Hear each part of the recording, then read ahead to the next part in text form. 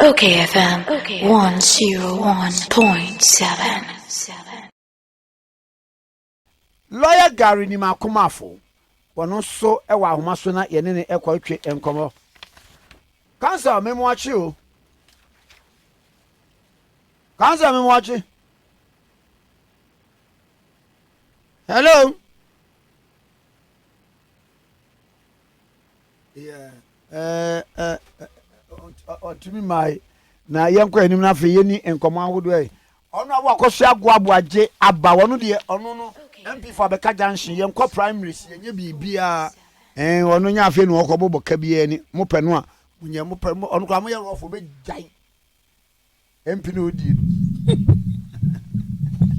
Ozi MP na MP na meeting mo ye rofo me dey o be jai ede MP no ya na ye krokro no kaka tension ya ba o enem komo amedie sa asante dwabe eho ohuru ade ye primaries ya ye ku ehimfo a MBP anam ka say radio for kwaye primaries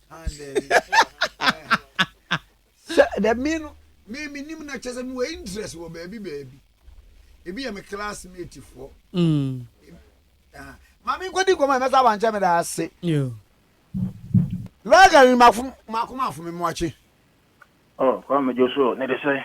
boko na so Kaka, biya boko. ami So so no tiefo ne obajafo nyina obi ahụ ye de. obi anso ehwe obi ahwe ye Ami asi.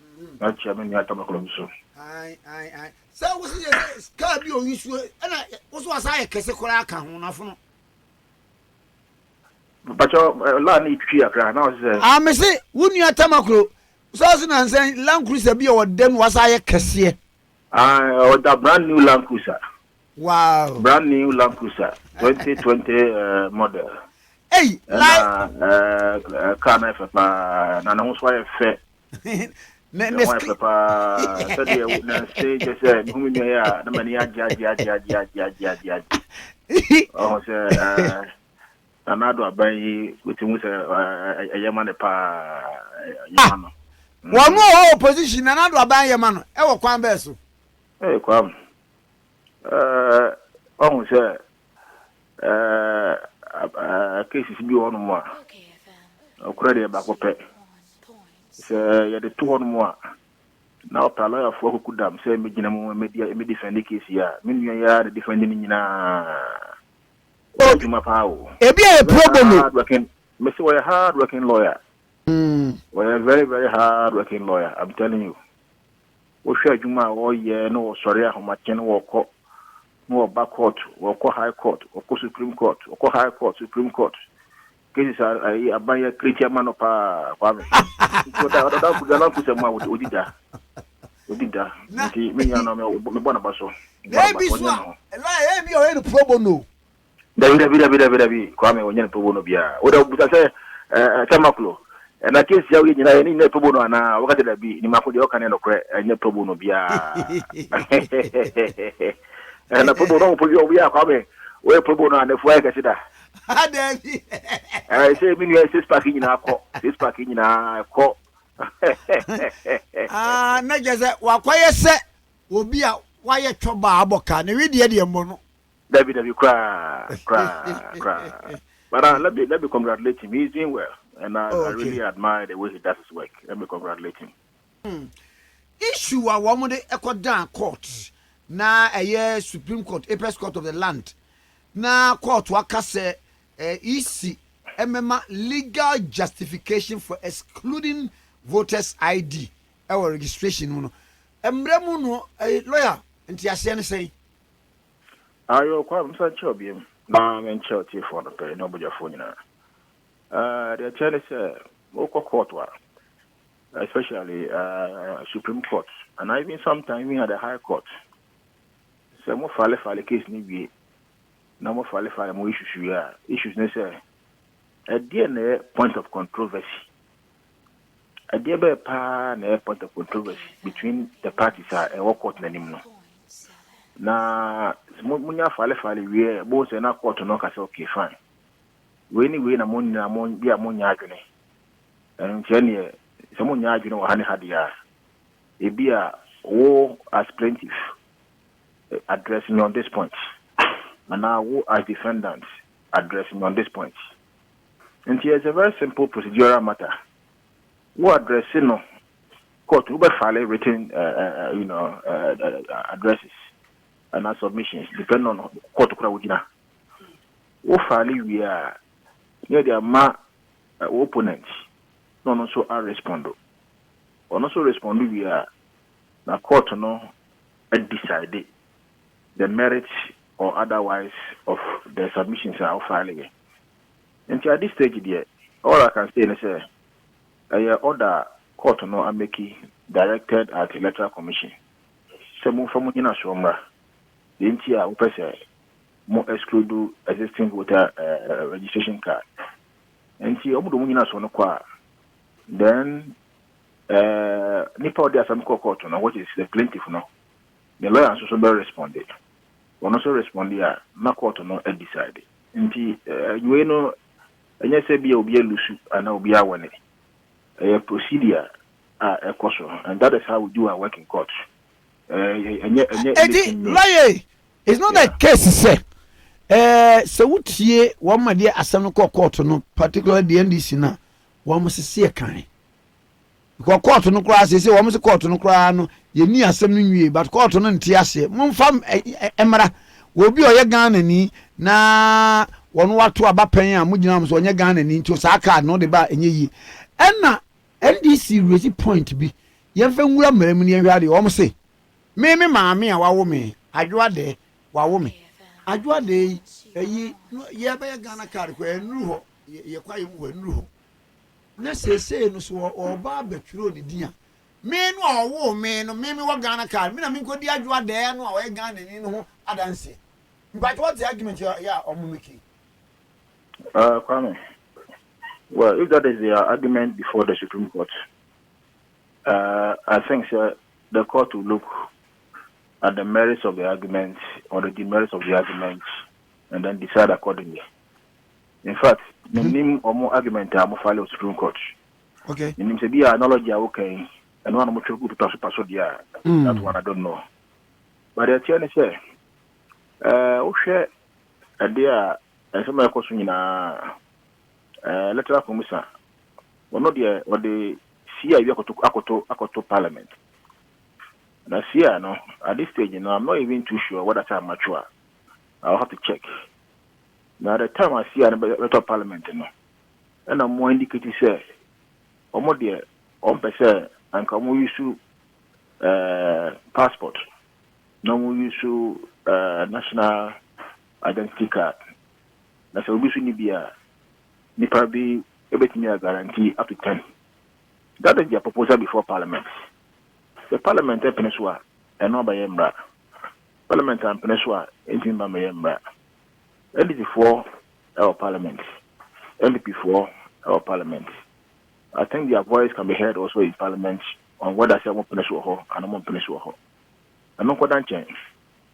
So ebe drum mremu court wa se court je wasaman usaman so a ajaji for ebehwe wasem no no mo de mara no aka asem no said ye wo de bae no say you o me kan asem no court na eni se ajaji say na ye ka ho asem bonten no ye be ka bibi na abstand prejudicial ase ye no asem no ebegya radio so ana ye say adopay ebia ye be ka in a way I be some no say ye nia ni bibu asem no radio so basa na nyina be difo those when you tell Kasa no he was very very careful.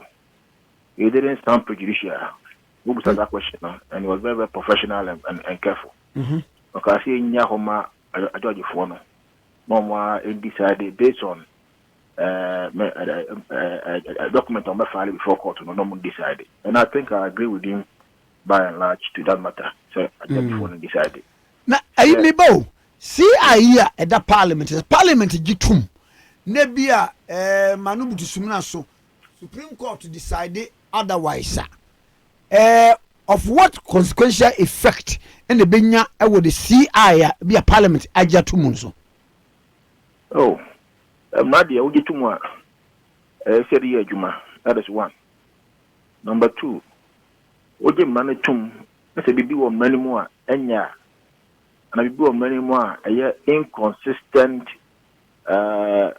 with the Constitution of the Republic of Ghana. Immaterial. Pacho kwa wati ni ye. Bitie pa lawyer. Oje mmara tum wo parliament a. I said ye adwuma. As long as obi an complaining about mmara no, mmara be adwuma. E be adwuma to its full force. Ba bibi wo mmane mu Sadia ni panel, I didn't want many mono. Are inconsistent with any provision in the Constitution of the Republic to the extent of the inconsistency, Sadia will be struck down by the Supreme Court. And you know, it doesn't matter. It doesn't matter at all. And what I think should happen is, for now, maybe say. We do one my electoral commission for ya because as far as I'm concerned, so you're gonna need pampa. I don't see why electoral commission for anything register war. I don't see it. And for now, I lawyer obi bisase. I unhundi entia omuntim register, but proof of citizenship no. E hwani asem no. Proof no. I na asem. Say mini card and be a me Ghana ni baby so citizenship of Republic of Ghana no by card. By card. Your constitutional requirements actually to be a Ghana and be a Ghana. And you know was a bit mean your card. But then you your citizen of Ghana. Yes, we wait near card. But the panel will come anymore. No, our card no illegally, and our card no, fraudulently. Citizenship as a Ghanaian, no, that is why I have a major difficulty with the argument erranting all over the place. As you say, ukra card now, a full proof of citizenship, only prima facie of citizenship, because card ne kura no prima facie means on the face of it, no. Because we are Ghanaian. We need to electoral commission card. Prima facie evidence yes, we are Ghanaian.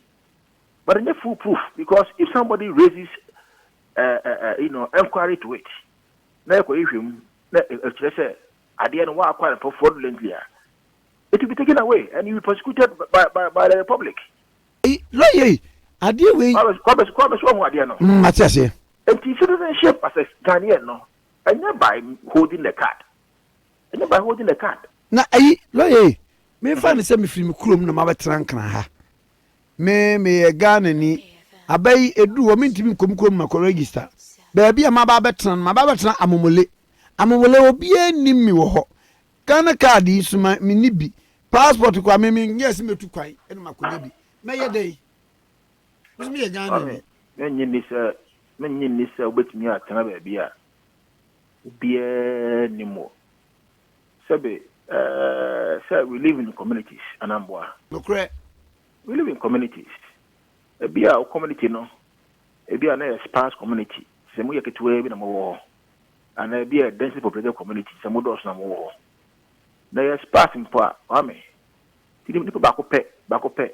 Just a commit pay. It make us say. Minimum pass mercy, send pass mercy. Where ha. What you say, I do one dance here. I find that very, very weird. You see, I don't think, sir, and I'm saying this in all honesty and sincerity, I don't think, sir, electoral commission for a bit to me as a agenda, sir, ye call BB registration, not deliberately. Ye beshada ma obi o Ghana ni kra na ebele je free. I don't think they can do that. And if anybody has proof, Senator Commission for deliberately Selmbaya DB to disenfranchise people who are qualified to be on the electoral roll. Offer evidence in Famra. Because we have General Mosquito. And this is for a fear, me say. Say a bus said you hold there. Not just so many people will be disenfranchised. na ɛno no it near to the benefit of the New Patriotic Party, and for that matter one more standpoint ni say the New Patriotic Party in connivance with the Electoral Commission no episode mu wi aban ɛhɔ na saa point na o making no the bia o kan saa point na my reflection on the point. I want to understand the dynamics of that statement. The reason is how do you determine say nipa we or your MPP ni nipa sabe on nyina ni mpie nipa okotoba about on your secret? Because for instance, let me give you an example. You can just make voter demographics say Oko Ashanti region or majority for maybe New Patriotic Party. Oko maybe voter region or majority for NDC party. But coming, is it not the case? People are in Ashanti region who are voting for NDC. So if somebody sets an agenda, say they make what we hear deliberately, and I need the whole bonnet pa. Measure that you be a free more. How do you know the power we in a free more? Who the body know? How do you know the power we in a power in a free more? Where you MPP ni, where PPP ni, where NDC ni, where you 111 ni? How do you know? I don't think that EC deliberately can do that. You see, what I see is the entire argument happening. They say, EC for no, the team one they say, electoral roll now over 2 million people. That was why they ought not to be on the electoral roll, and they hold the view say they must get a cleaner register to conduct 2020 elections. Now, almost say issue national ID card, issue passports. Unibia, if I go, bet me a genemu ama nipa du. Odimba sonsoa, say the pass bet me a genemu ama other people. That is their position. Also, one tears here, Supreme Court. Supreme Court in declare Tebia, way we have canon on Yaguni. To the extent, say, sa portion of Supreme Court no. If it jama a penny for na omwa ashe, get at a cranium, omo buasemno. Meant me in a say, electoral commission for omo ya right, and omo ya wrong. It's a view that they took. Call the same from Munina Sombra. They will find their Munina so. Obufalenya so ni we are na almost responded. But media, many ni say, electoral commission for betting me sheda pa se poti. Ye kwa you be free mu, and I ye be a money penny be free. Because come say you would need free mu deliberately, and I am more registered deliberately. You yourself, you can take them to court. So you're gonna need, let's see a register. You can take them to court, say a register, and they are mandated by law to register you. Let me tell you what you are. Say me, way, me register me. Now must register me because maybe I didn't bring a card. Okay, I didn't bring a passport. And I say obi an guarantee mame, obi as one mame. I come in my content cro. But me ko court say, the mu ye no mutumra because me Ghana ni and mu family so. There are plethora of authorities. The court will compel you to register the person. So I don't get the argument say, yes, I don't. It will not happen. I don't see how it will happen. Lawyer, how many Ghanaians nebeti me ako court to say? Yes, here register me that capacity. Me say Ghana for do say na ebeti me ako court. Anakro omunim kura say yen register me me court. Ono be registration wa me register nya no anso konfie. Oh, on say, mame. You say ya, me amenua editamakulo. What you demonstrate say why a lot of public education. I'm probably I say no. Case we are a electoral commission will be an or the court a moment. And Timmy say network here actually pa. It will be we are here no there's a deliberate intention for his name to be excluded. When immediately say papa obey case for free. Wait for free. At least some of the why I was saying na swati kakra no why you do some pro bono kakra so no when you say no I don't believe so.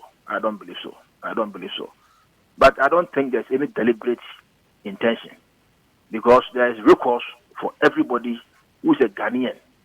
This will be a Ghanaian. There's a recourse for everybody who's a Ghanaian to have his name on the voter register. That one, I'm very fair in my mind about that. You know, and made a message say, I will train or say in Enya. Nema is no so no, the suspicion to me is too much. Yema is no Sungiakra. Yema is the benefit of the doubt. So Isino can do a good job. Isino can do an independent job. Isino can do a job by Sebi. I'm not a man across 1 year. Who put together a voter register credible. So the bay goes a Ghana for and the Kotoba. I could hear president. I could hear MPs. And yes, a beer, a Kofua, Omonia Ghana for maybe their name is on a roll. I will say, it must leave the role. Let me give you a classic example. Tell my Abu Ramadan case 1 and Abu Ramadan case 2. That's our case, no.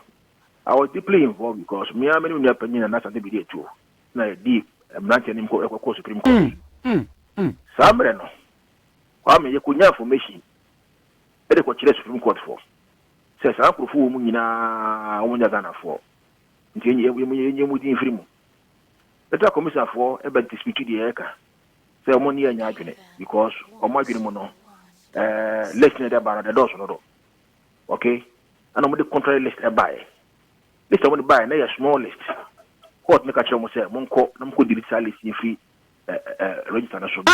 Lawyer ahana esagina NDC for no point ni say court no can say by the court's direction directives of the man say monko na monko delete die ewo mu a mo fi say enyere nyina mfirim wo ko ya asem ko tworo foforo na kwame sabre no shall say commissioner mo ko ye no sabre no do you have any proof say omo delete ade no enu so asem asem ni because nkofo no mu de ye friend say national health insurance card as a card no ye ka ho asem wa say a card na open to everybody irrespective of whether you are a Ghanaian or you are a foreigner na ye obi a timinya sa card bi once I be work kuma asebe wo ko hia healthcare there would never register.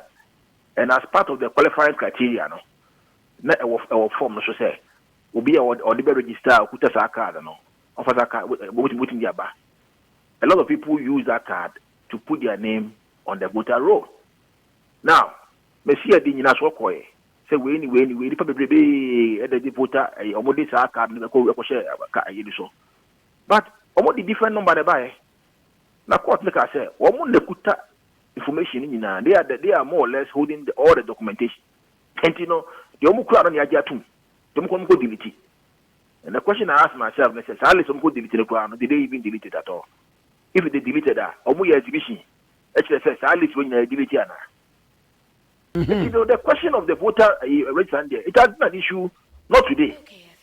I issue And see, also a new one. Me new one, they don't know just a new one. Oh, people have raised question about time. The time now, on bet me within the time I go to obey. More for the issue at time. Also bet me some bet me idea. Maybe I give them the benefit of the doubt. So bet me idea. Among Koso, no money, money clean. Then who say none of 4 and they're quite idea. That to me is my only concern. That's my only concern. But I do not believe in my heart say letter commission for betting me I said about Timpo say Kwame Tiwe we are gonna need me Tiwe me are gonna need now see won't register me because my fact card and farmer chase me are gonna need and to register me. I don't think they will do that. I don't think the law will even allow them to do that. I don't think so. For Ghanaian citizenship, no, it's not about providing card and not even birth certificate. We be called one birth certificate. But our Ghana citizenship is not about card.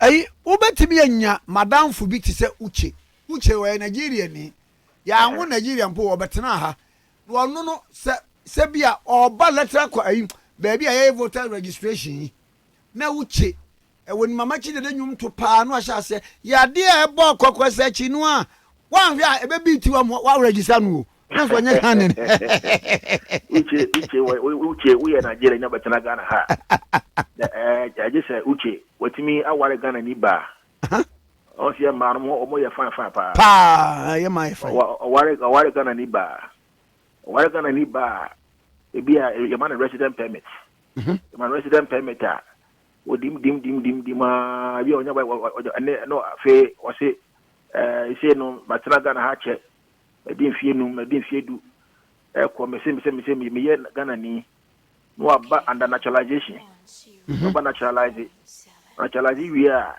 we swear oath of allegiance to the republic there more certificate of naturalization then no aba be Ghana ni Ghana ni we are na ma Ghana passport the Ghana passport wa then no free hono uche me to about Ghana because we are Ghana ni one naturalized as a Ghanaian citizen. By virtue of marriage. So no. Nti Ghana ni na unya Ghana ni by birth no. There are legal procedures which for by Ghana ni. Baba tena kuma. Na ye mai am wo wan ware bi. Na te kuma Ucha ware bi. Wa wan mo miensa kura. Ware bi. Ware bi there's a procedure to become a Ghanaian. Oh okay. You know, but Kwame, the making na man be saying no. It's very clear, sir. The fact of even holding an existing voter ID card, it doesn't make you a Ghanaian. It's only prima facie evidence to suggest say that person is a Ghanaian. But say ubi challenge you, say uche ukura voter ID card, existing voter ID card. However, you tracy urutu na onya Ghana ni let's say you inquiry investigation then we say onya Ghana ni ampampa it means you acquired the voter ID card fraudulently and to that extent you can be prosecuted under our laws. And you know and full proof so we could existing voter ID card it is all Ghana ni and that's we could national identity card it just say where Ghana ni because sometimes people may acquire the thing fraudulently. And I say, even the passport you could be it is say, Chinchina or Ghana ni because you could be a more cry a passport be almost so young Ghana for. But Nina no a prima facie evidence of citizenship. However, if it is challenger, you can have a problem in the event and a show say Unya Ghana ni you can have problem. It say citizenship is not by paper. By card, it's not by passport. It is easy, cannot get the register. They can never do that. It is how you know they call round no. I said they are trying to give the EC some public against the electoral commission. Hey, Dr. Bossman Jemensa. Dr. Bossman Jemensa. I said EC it's made up of Dr. Bossman Jemensa. The other commissioners don't exist. You are EC is a constitutional body made up of commissioners and the head. Media, me say, sir, question. Let's say, give me a NDC4. Many say, right. Yeah, man, and penny for no, there's some peace of mind. No money, Jumano, if I'm more minor. Be a concern, be a waiting a IPAC or Avoca. Corners or cannot one tier. What to get the right channel? Go Supreme Court. Supreme Court for can be a Yombacano. And no by Embra, in United Belgium, in United Tia. That is how we live in a civil society. Now we say, Emma so. Registration, no, Emma so. Ebaswa, a bay war. It is Muja Castle. A bay say, no. Kwame, and then the Minister Belgium. Okay. Me say, registration, no, which is more. Webaso. The Momufu is a concern beer with document beer. Modi be yard and be a one woman yard junior. The right way in why you go to Supreme Court. Now Omodi Chichimaba. Now for you now move from there. Now for your money, Timono, I peaceful. Come. And yet, Medase, lawyer said, why you better than the actual come on? Medase, lawyer Gary Makuma phone and I drink on OK 101.7. You may say, Senate you. wotie nkwadeɛ na watie wodeɛ wotie wodeɛ na watie nkwadeɛ. Okay FM 101.7.